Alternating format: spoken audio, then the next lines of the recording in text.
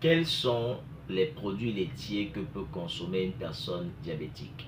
Alors cette vidéo, c'est la deuxième partie de la vidéo sur les aliments que doivent contenir le garde-manger d'une personne diabétique. Dans la première partie de la vidéo, j'ai parlé des différentes boissons. Donc si tu n'as pas suivi cette vidéo, je te conseille de regarder sur le fil de vidéo que j'ai déjà téléchargé pour pouvoir voir cette vidéo. Alors aujourd'hui, on va parler des produits laitiers.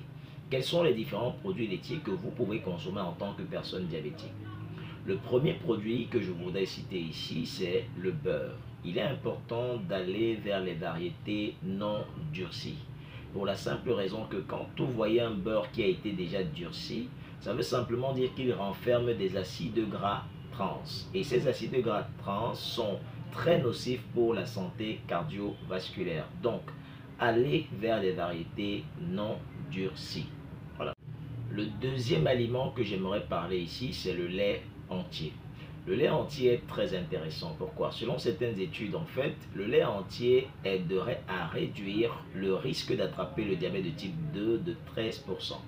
Donc, consommer ça, ce n'est pas déjà mal. Mais au-delà de ça, le lait entier renferme des vitamines et des minéraux, en particulier le calcium et la vitamine A. Et on connaît très bien l'importance du calcium à l'intérieur de notre corps. Le calcium aide à protéger nos os, à maintenir l'équilibre acido-basique et aussi à protéger même les reins. J'expliquerai cela dans une autre vidéo. Pour la vitamine A, elle aide très bien à remonter notre système immunitaire et à nous prévenir contre beaucoup de maladies.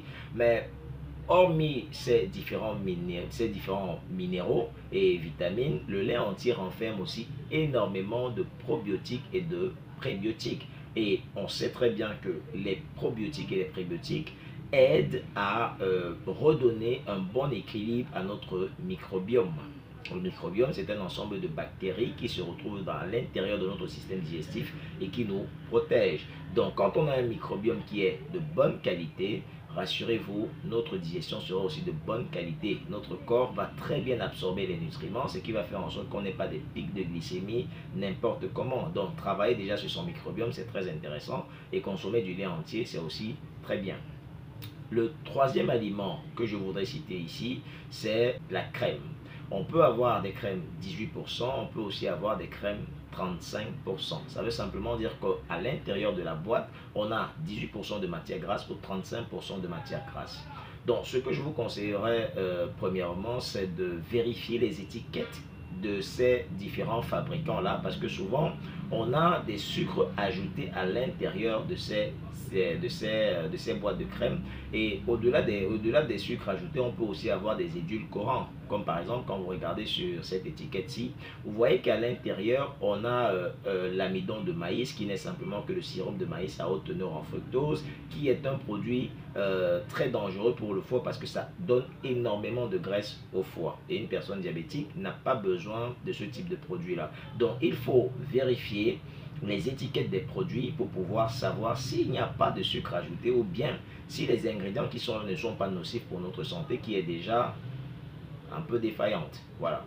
Le quatrième aliment que je voudrais citer, c'est les fromages. Alors, vous pouvez consommer des fromages, mais il est important d'aller vers des fromages qui n'ont pas assez de calories. Vous pouvez par exemple prendre du ricotta, qui est très intéressant. Vous pouvez prendre du camembert, qui est un bon fromage que vous pouvez utiliser. Vous pouvez prendre aussi du fromage blanc ou bien du fromage frais, le fromage de chèvre frais, qui est aussi très intéressant. Donc voilà quelques types de fromages que vous pouvez utiliser.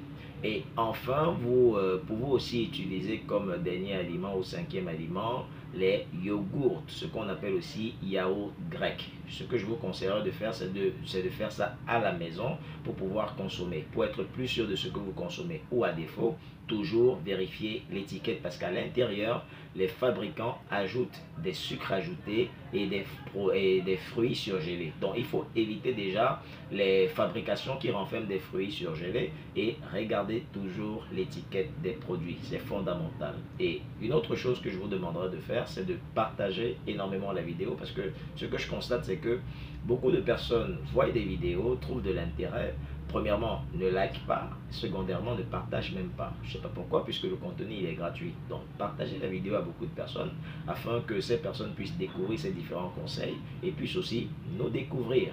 Voilà, ça serait déjà quelque chose que vous aurez fait pour pouvoir aider aux natures et le docteur Sitou Girardin à avancer et à porter son message à beaucoup de personnes. Parce que je dis toujours que le diabète, c'est une maladie qui peut se guérir naturellement sans avoir besoin de s'intoxiquer par les médicaments.